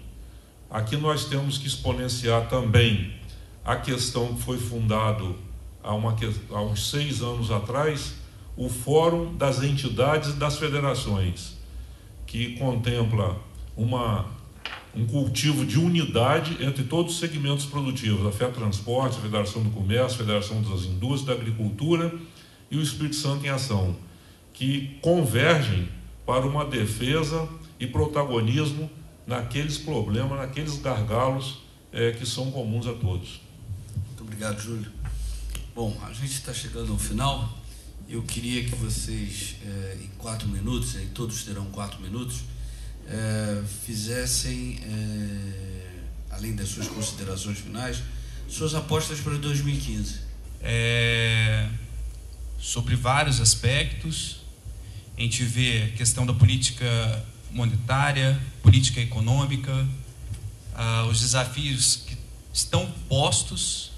A gente, analisando aí os dados de conjuntura, a Selic recentemente aí chegando ao patamar de 11,75, não conseguindo reverter o quadro de aumento da inflação também.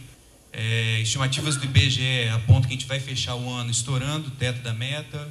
Boletim Focus recentemente divulgado, já colocando que a gente vai tangenciar o teto da meta aí no final do ano. O novo governo que assume em janeiro de 2015, a nova equipe de governo, né, vai encarar esses desafios. Acho que na primeira metade de 2015, acho que pouca coisa vai mudar. São muitos desafios, essas barreiras, as mudanças, eu acho que vão ter um desdobramento mais para o final do ano, mas não vai chegar ao ponto de reverter a tendência que a gente tem em nível nacional. Então, hoje a gente está aí com estimativa de PIB chegando a 0,1 em 2014, para o final do ano, 0,2, varia um pouco as estimativas de governo e as estimativas de mercado. Para 2015, a perspectiva que a gente ouve falar e o que a gente analisa aí pela conjuntura nacional, a gente deve estar fechando 2015 um pouco melhor, próximo de 1%. No fronte capixaba, a gente, como bem pontuado pelo Luiz Carlos, nosso presidente também, Marcos Guerra, já recentemente fez uma análise também de conjuntura aí, com apoio lá do nosso querido Dória Porto, do IDEIS. A gente A produção industrial no estado já vem aí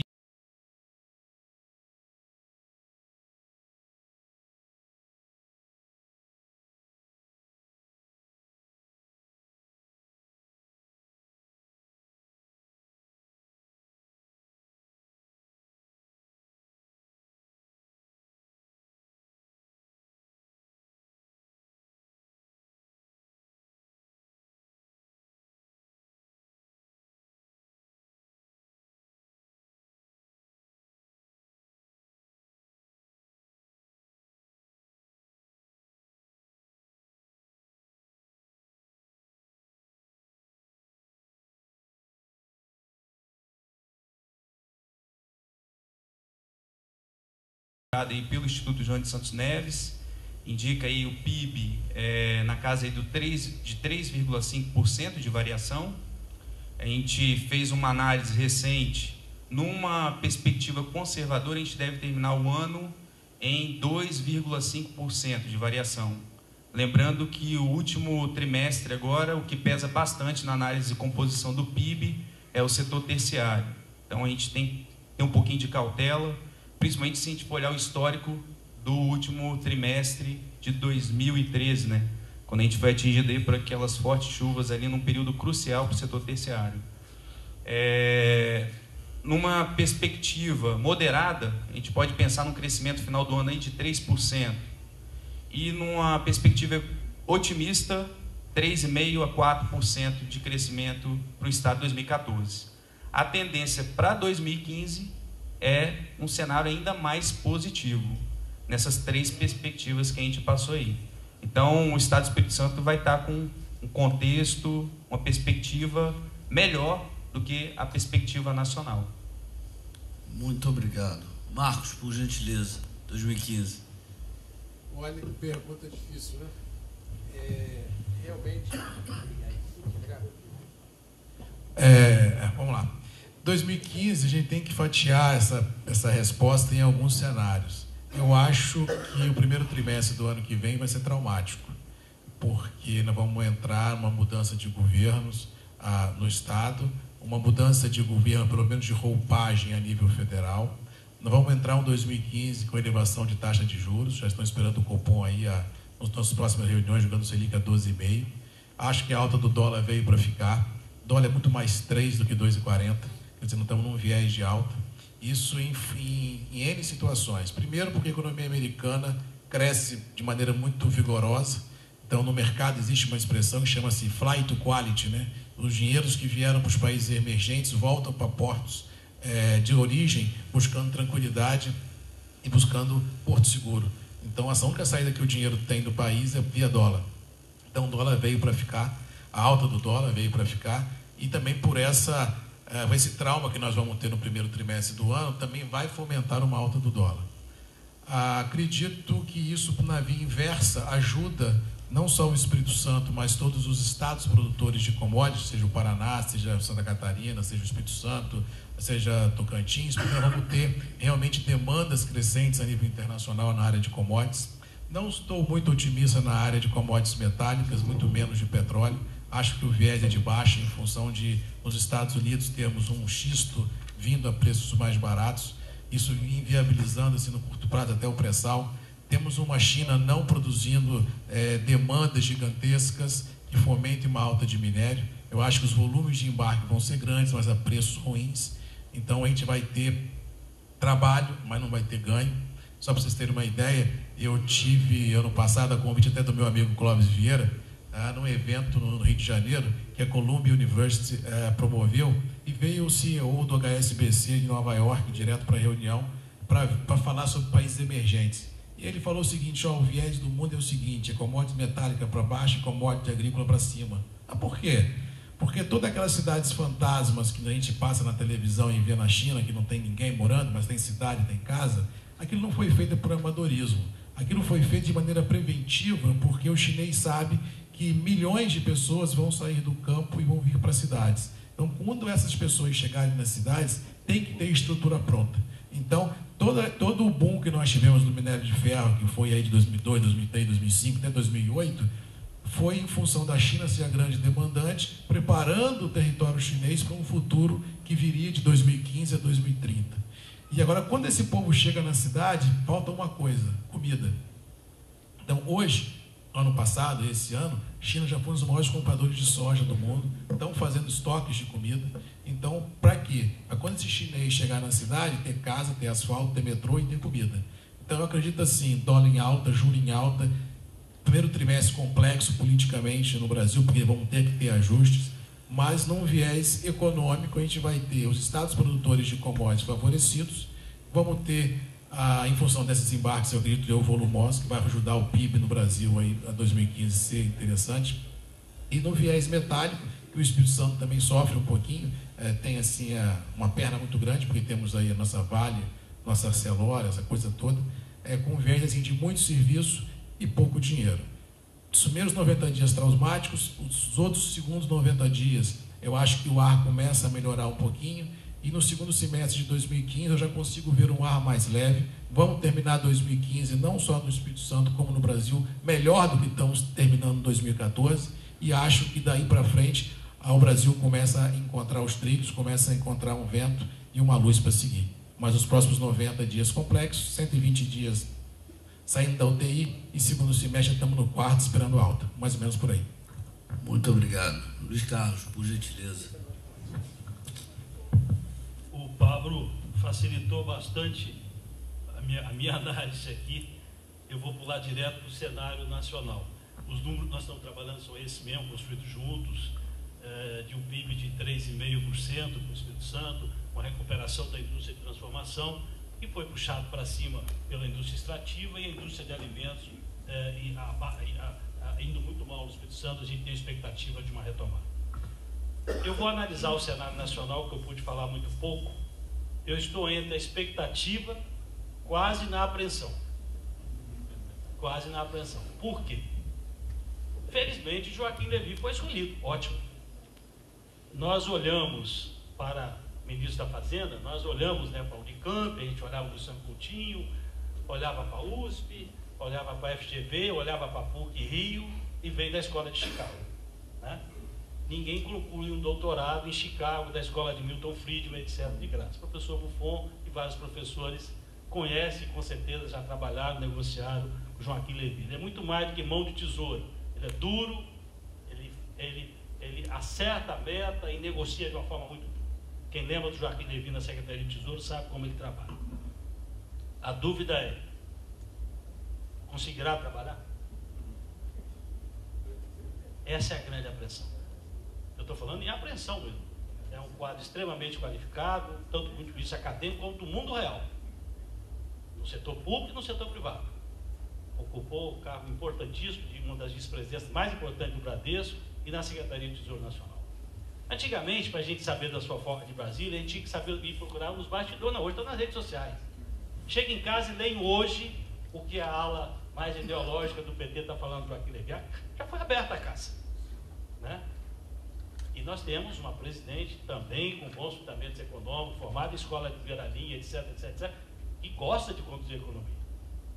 Até que ponto o aval do ex-presidente Lula, até que ponto, eu não vou entrar nessa pauta pequena, a eleição já acabou, esse negócio, se o Joaquim Levy assessorou a Armínio Fraga, se ele é do PSDB, desculpe, isso passou. Vamos trabalhar, vamos olhar para frente, que bom que foi escolhida uma pessoa assim, para colocar o Brasil no trilho certo. Então, do ponto de vista de condição de política econômica, não temos dúvida, o setor produtivo ficou muito feliz com a escolha, vai controlar os gastos públicos sim, se conseguir trabalhar. No ambiente político, que Brasil sairá, que Congresso Nacional nós teremos após a eleição da Câmara? Como é que será o PMDB controlando Câmara e Senado? Como é que vai ser o processo? Eduardo Cunha vai ser eleito ou não? O que o PMDB vai pedir se controlar a Câmara e Senado? Quer dizer, aí a gente começa a ir quase para o campo da apreensão. Aí você vai para essa coisa que está colocada aí, não tem jeito de fugir. Delação premiada de executivo é uma coisa, delação premiada de dono de empresa é outra. Será que nós vamos para isso? Nós temos estimativas que nós teremos mais de 900 pessoas envolvidas no processo. Será que a delação premiada já não é um instrumento dos qualificados que criminaliza para o adulto? O julgamento do mensalão demorou 7 anos, né? Como é que nós vamos julgar 900 pessoas? Quer dizer, nesse campo, as instituições precisam efetivamente funcionar. Porque política econômica, o nome é bom, vamos ver o ambiente político. O quadro político do Congresso, o que vai sair de lá? Não sabemos. E aí tem esse fator, não dá para fingir que essa questão da Petrobras não existe. Nós sabemos pouco ainda, nós sabemos que vazou. E quando alguém sinaliza, será que aquela resposta o diretor da Petrobras e a CPI não ia falar? Ele falou, quando perguntado, quantos políticos? 10, 20, 30, algumas dezenas. Isso é dele, que não ia falar, ou é orientação do criminalista para tumultuar? Então, esse quadro, eu repito, é de expectativa, quase de apreensão. Muito obrigado. Doutor Júlio, por gentileza.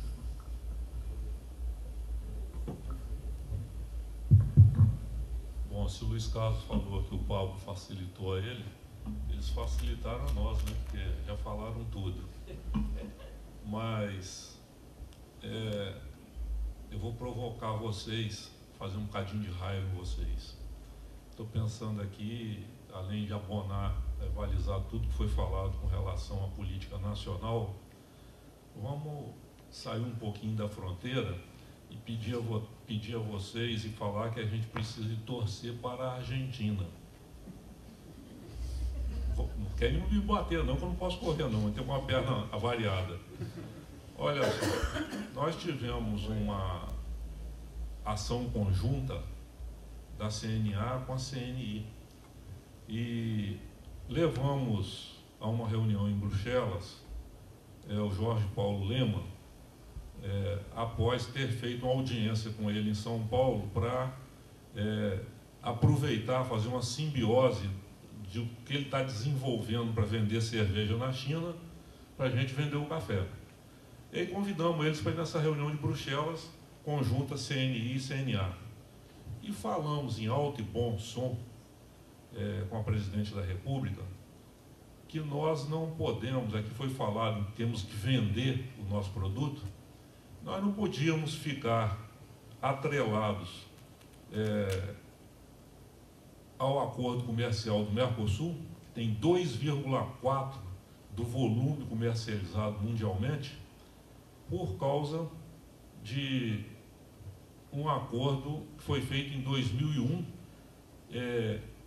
que reza que a gente só pode ir para os acordos majoritários de forma consensada. Mas o prejuízo tem sido alarmante, porque o acordo transatlântico do Transpacífico, um é 33% e o outro é 30%. E a gente fica impedido de participar desse acordo. Então falamos em alto e bom som para a Dilma que nós tínhamos que migrar para esses acordos, a exemplo de que outros países já fizeram, e que a Argentina o fizesse quando caísse sua ficha. Ela tem criado dificuldades, sobremodo naquilo que já é protocolar nesses acordos lá de desgravação tarifária dos produtos que ficam na margem de 90%. Então, só para impedir, ela tangencia, vai ali a 87%, mas não chega. Então, eu falei torcer para a Argentina, porque eles estão lá agora em vias de colocar a mão no xisto. Então, oxalá eles desenvolvam, prosperem para sair desse torniquete econômico financeiro que eles estão, para poder também não criar esse impedimento para nós. Muito obrigado. Buffon, por gentileza. Deixa eu ver uma olhada aqui. Eu estou assim, otimista em relação ao ano que vem, mas muito otimismo baseado em cima de uma realidade que não vai ser muito diferente deste ano. Esse ano, 2014, foi um dos piores anos do Brasil pós-democratização e pós-plano real, porque houve a convergência de várias questões. Ainda nós estamos vivendo os escombros da crise de 2008 lá fora, sobretudo na Europa. O rescaldo não terminou ainda lá, tem muito, cada dia que passa você tem dúvidas sobre a capacidade de liquidez dos Estados europeus, Mediterrâneo sobretudo, embora os Estados Unidos tenha equacionado sua vida razoavelmente bem. Então, do ponto de vista do cenário externo, é um cenário com vento contra, não é a favor. Internamente, nós tivemos no 2014 um ano que já vinha desde 2012, que foi o ponto do estreitamento do horizonte de cálculo, porque ninguém sabia, há um mês antes das eleições, quem ia ganhar as eleições. Então, nunca tivemos, um mês antes das eleições, 3 candidaturas empatadas. Então, para quem vai formar uma decisão de investimento que precisa abrir o horizonte em uma década à frente, não vai tomar decisão nenhuma. E esse horizonte veio se estreitando desde a metade do governo Dilma, quando se percebeu que o governo dela não tinha nada, quase nada, a contribuir em termos estruturantes para o Brasil. Então se criou um mal-estar muito grande dos empresários com ela, sobretudo porque, além de não contribuir com temas estruturantes, o pessoal cometeu erros e deslizes na condução da política econômica, sobretudo em relação à inflação. A inflação é igual uma criança, está assim, 3 anos, você está agarrado na mão do pai assim, se você bobear, ele solta na mão e fica por aí. Se você não olhar, ele vai andar mais 1 metro, se você não olhar, ele anda mais 3, daqui a pouco ele cai no abismo. Criança é assim, né? Então, inflação é o seguinte, deu uma mexidinha na tendência, você tem que agir, tem que mexer em posto de importação, tem que mexer em cotas de importação, tem que mexer em taxa de juros, tem que ameaçar os cartéis, tem que dizer, ó, estou percebendo, senão as pessoas fazem desentendida e a cada mês vão aumentando, daí porque chega a 10% e aí ninguém controla mais. Então o governo foi muito pouco responsável na condução, no controle da inflação e da dívida pública, do déficit público. Felizmente, desses 3 elementos, o horizonte de cálculo está aberto. Pelo menos você tem 4 anos de horizonte de cálculo distante. Você sabe como é que vai ser mais ou menos a condução das coisas no plano federal. A seriedade da condução da política econômica volta. Mas sobram 2 coisas muito sérias. Em primeiro lugar, o cenário externo não é favorável. E uma questão que ninguém debateu no Brasil há muito tempo, eu nunca vi um debate fraco em termos de economia no Brasil. Os economistas ficaram a serviço dos políticos nesses últimos 2 anos. Quando Keynes dizia que os economistas, os políticos eram porta-vozes de políticos, os políticos eram porta-vozes de economistas mortos, no Brasil foi o contrário, os economistas foram porta-vozes de políticos de plantão. O Brasil vive uma questão estrutural, a análise da política econômica ficou só na macroeconomia, as análises das condições estruturais do Brasil ninguém discutiu que nós vivemos, a partir de 2011, 12, 13, 14, o encerramento de um ciclo, ou seja, de um padrão de desenvolvimento no Brasil, que começou lá com o Itamar Franco e terminou com o Lula 2, que é baseado na estabilidade e na inclusão, e baseado na relação de ganho de salário real. Isso aí acabou. A partir de 2012, nós já tivemos evidências daquela espiral, preço, salário, inflação. Por quê? O salário real cresce acima da produtividade. Essa equação não fecha a longo prazo. Então, nós estamos discutindo no Brasil o seguinte, não é só a relação com o Congresso, que tenho certeza que vai ser muito ruim esse ano, é construir um novo padrão de desenvolvimento no Brasil, que isso tem que equilibrar câmbio, dívida pública, preços, salários, impostos e outras variáveis macroeconômicas precisam ser alinhadas, e é como que alinhar os planetas, não é simples fazer isso, né? Para instaurar um novo padrão de crescimento e esperar que o cenário externo nos favoreça. Então é difícil fazer isso em menos de 4 anos, esse alinhamento, difícil fazer isso em menos de 4 anos, então não dá para esperar muito. Cenário muito favorável, o Brasil cresce 4% puxado pela economia mundial, não é isso. Cenário muito ruim, cresce de 0,5% a 1%. Cenário neutro cresce 2%, mas nós estamos mais de 0,5% para 1% do que para qualquer outra coisa. Obrigado, Buffon. Vamos para uma rodada de perguntas. Eu pediria a vocês que respondessem em 1 minuto. A primeira pergunta é do Antônio Marcos Machado. Eu vou direcionar essa pergunta para o Pablo. E eu ainda esquecendo que preciso usar óculos. Olha só que a idade está chegando, mano. Está feia a coisa. Há décadas se fala na macroeconomia como mola propulsora do Estado. Apesar do otimismo, os resultados são insuficientes. Não seria uma solução a valorização da microeconomia e das microfinanças. Pablo, o que você acha disso? Digamos assim, o abandono, né, do tripé macroeconômico. O professor Buffon destacou, né, essa mudança do modelo de desenvolvimento, né, iniciado lá com a estabilização alcançada com o Plano Real, que aí, durante o governo Fernando Henrique, o governo Lula 1 e 2, né, pautou aí as principais ações no campo macroeconômico. Com certeza, os fatores da microeconomia são cruciais também para os resultados em nível nacional.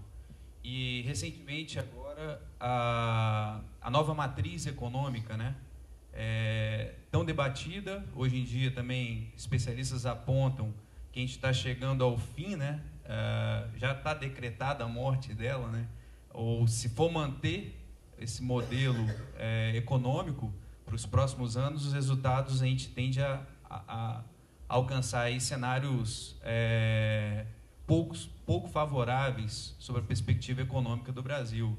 Então, acho que é fundamental essa colocação, esse alinhamento aí desses fatores e do investimento, do incremento aí da microeconomia conjugada com as ações no âmbito macroeconômico. Obrigado, Pablo. Buffon, tem uma pergunta aqui para você.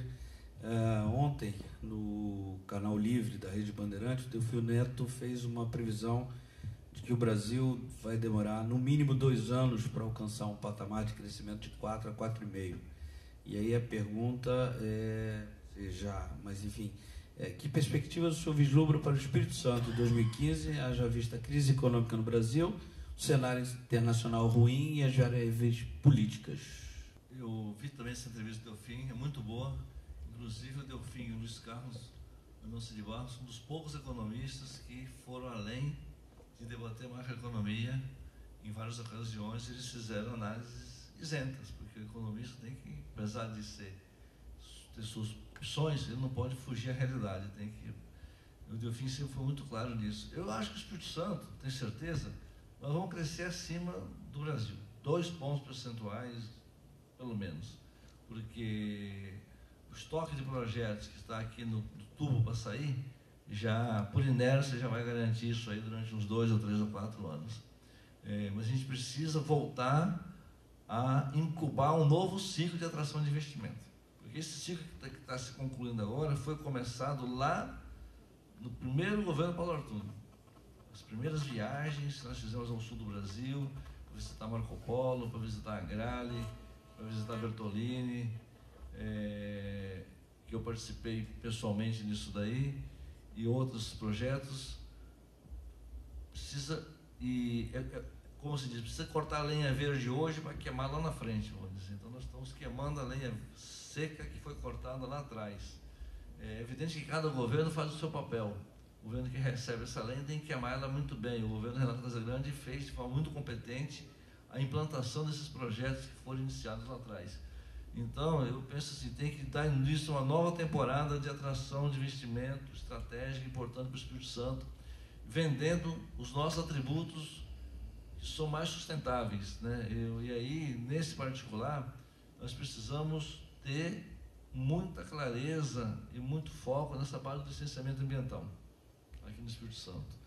Hoje em dia, não é mais do que incentivo, vamos dizer. Esse incentivo é importante a longo prazo, mas é muito importante você ter uma aterrissagem muito clara de um projeto hoje e que não pare dúvidas sobre licenciamento ambiental. Hoje é um elemento muito importante para a atração de investimento hoje no Brasil, as condições de licenciamento. E os distritos industriais e empresariais podem ser uma modalidade para poder resolver em parte essa incerteza na área ambiental.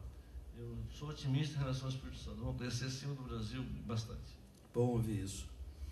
Bom, a penúltima pergunta é sobre café, e aí eu pediria aos 2 especialistas que tecessem comentários. Historicamente, sempre que o preço do café está em alta, a economia e o comércio do Estado têm uma melhora. Desde 2011 o preço do café vem caindo. Recentemente o preço do café começou a subir, principalmente em 2014. Só que dessa vez ainda não foi sentido esse impacto positivo, essa melhora no comércio.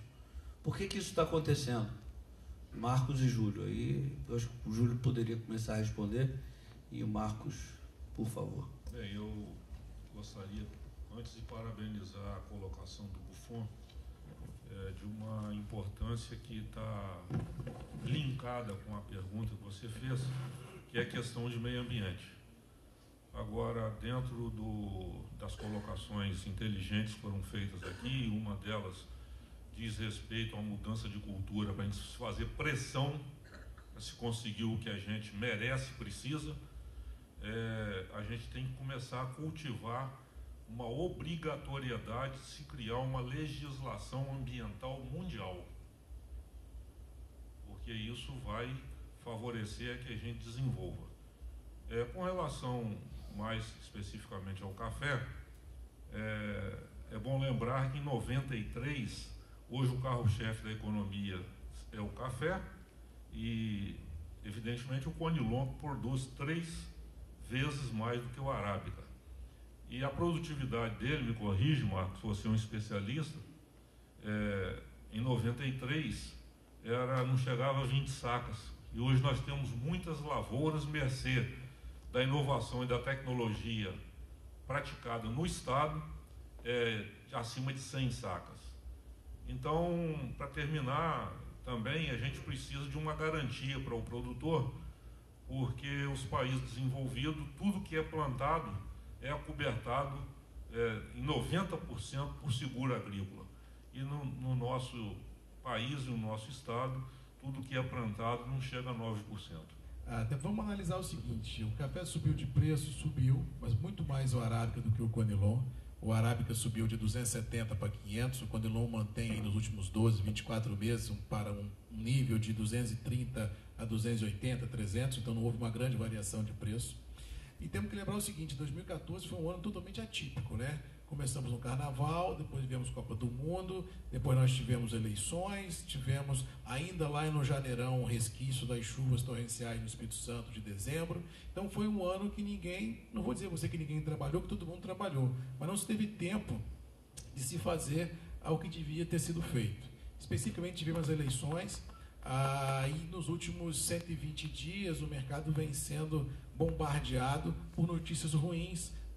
E até nós estamos aqui discutindo isso, né? O que vai ser 2015. Então, você imagina um cara que tem dinheiro no interior sendo bombardeado pela mídia de que temos desafios, que as coisas vão complicar. Então, aquela coisa. Então, o reflexo da alta do preço do Conilon e do Arábica não chegou no comércio, primeiro brincando que não teve tempo, né? Que nós tivemos tempo para fazer tudo esse ano, desde torcer para política, para futebol, para o carnaval, do que para fazer compra. Segundo, para um clima de insegurança que contagia as pessoas nos últimos 120 dias, sem ninguém sabe o que vai ser o day after, né? O que vai ser o dia de amanhã. Mas dinheiro no interior tem muito, não é pouco não. Agora tem que saber esperar o 2015 entrar, para as coisas terem uma maior claridade das variáveis presentes e saber fazer uma coisa que eu venho falando há bastante tempo, que foi falado aqui várias vezes: saber vender. Na hora que o empresário, que o comerciante, que eu faço parte da Federação do Comércio, entender que o dinheiro do Estado está no interior, não está na Grande Vitória, isso já é uma mudança do paradigma. Então, eu acho assim, 2015 entrando, a gente tendo menos coisas na frente para torcer, ou para curtir, ou para brigar, como foi o ano de 2014, e tendo só o viés de trabalho e saber o que vai fazer com o dinheiro, eu acho que todo esse não reflexo de 2014 vai ser notório no decorrer de 2015. Eu acho que a agricultura, como falei hoje para o governador Paulo Artung de manhã numa reunião, falei com ele: governador, acredite no agronegócio, ele vai fazer a diferença no seu mandato. Muito obrigado. Vamos terminar com o Luiz. Uma pergunta do Alcides Oliveira. Você falou de pressão, sobrou para você. Bancada eleitoral do Espírito Santo não é forte, portanto não conseguimos pressionar o governo federal. Fatores de pressão o Estado poderia usar. Não estão faltando representantes do Congresso, empresários que sejam empenhados em pressionar o governo federal? Bom, eu devo admitir meu pouco conhecimento da nossa bancada. Eu vivi muitos anos fora, repito, do que eu li, de que conversei com pessoas. Mas não acredito. Os poucos que eu conheço são muito atuantes. Eu, quando por razões profissionais frequentava o gabinete do ministro da Educação, do Fernando Haddad, do Paulo Renato, eu sempre contei, por exemplo, o deputado Dário Coimbra lá, com boas teses. Sempre encontrei o senador Camata, quantas e quantas vezes eu fui com o Rodolfo Torinho, que trabalhava na Fiesp, aí senador, pedi apoio ao Camata, não só nas questões de café, né, em tudo. Né? Então, eu entendo assim, nós precisamos já falar isso aqui, para termos o nosso crescimento, isso é um conceito que eu não aprendi em nenhuma universidade. Foi meu pai que me ensinou. Primeiro você cresce como homem, como cidadão, depois seus negócios vão crescer. Enquanto nós não tivermos convicção do que nós somos, repito, um estado pequeno, que de pouca escala, mas com gente de muita qualidade. Qual é, respondendo de uma maneira direta, a contribuição do que eu aprendi trabalhando nos grandes órgãos de representação empresarial? Se a bancada, repito, não sei, se a bancada não é tão expressiva, vamos nos alinhar aos grandes grupos econômicos que estão aqui. Eu conversei isso com o governador eleito, converso muito com o meu presidente da federação, o Marcos Guerra. Onde estão os grandes executivos que tomam decisões pelos grandes grupos econômicos que estão aqui? Nenhuma palavra contra os executivos que estão aqui, que são relações institucionais, que são gerentes de recursos humanos. O comando não está mais aqui. Isso não desqualifica o Espírito Santo, não. Isso é a ordem econômica mundial. Nós temos que puxar para nós, vamos trabalhar as questões ambientais, vamos conversar com o presidente da FIBA lá em São Paulo, vamos conversar com o presidente da Samarco em Belo Horizonte, vamos conversar com o pessoal da Vale, no Rio de Janeiro. Quer dizer, a Federação das Indústrias do Espírito Santo tem um grande exemplo, como sempre faz, o Estatuto da FINDES é o mais avançado de todas as federações do Brasil. Nós estamos vendo as grandes federações, até que eu militei minha vida inteira, o meu amigo o presidente já há 14 anos, né? A Federação do Espírito Santo hoje permite que o Executivo se torne presidente da Federação. O Executivo com participação acionária na nova economia, ele é empresário. Você pode ter o Executivo da Vale, da Samarco, desde que ele tenha ações presidente da FINDES.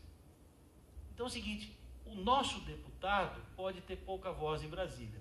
E eu não acredito que isso também está vinculado a tamanho de economia, não, tá? Nós temos o líder do governo de Roraima, e por aí vai, né? Vou parar por aqui. Agora é o seguinte, vamos buscar esses grandes executivos e entrar na briga junto com eles. Repito, isso não desqualifica o Espírito Santo, o comando ter saído daqui. É a nova ordem econômica mundial. Eu vou só concluir, vou pegar um exemplo simples. Vocês lembram quando o Vicentinho era presidente do sindicato dos metalúrgicos, do propriedade da CUT? Quando ele ouviu do Luiz Adelar Choia, vice-presidente da Mercedes, que era o presidente da Anfávia, quando ele falou assim, não, eu não posso fechar o acordo coletivo com você, eu não posso oferecer isso, porque eu não tenho autonomia, eu tenho que reportar a minha matriz na Alemanha. Vicentinho, eu pego o avião e vou lá. Porque o comando estava lá. Diz assim, é isso que eu estou dizendo. Nós somos poucos representativos aqui, a nossa bancada é pequena, 8 ou 9 deputados e tal. Vamos nos aliar a quem tem força econômica. E isso não desqualifica, isso qualifica o nosso debate. Vamos trazê-lo para dentro das federações? Vamos trazê-lo para junto com... Quer dizer, eu nunca vi a Federação das Indústrias de São Paulo numa bancada de São Paulo, são 81 deputados federais. Eu nunca vi a Federação das Indústrias de São Paulo, ou a CENI, ou a FIJAM, trabalhar só o lado político ou só o lado empresarial. São os dois juntos. Muito obrigado, Luiz. Queria agradecer ao Pablo, ao Marcos, ao Luiz, ao Júlio e ao Buffon. E eu acho que a gente cumpriu o nosso papel aqui. A gente sai daqui com um cenário muito realista para 2015. Eu não quero tecer comentários, se pessimista ou otimista, mas no mínimo realista, e acho que o nosso debate foi de altíssima qualidade, então eu só tenho a agradecer. Muito obrigado a todos.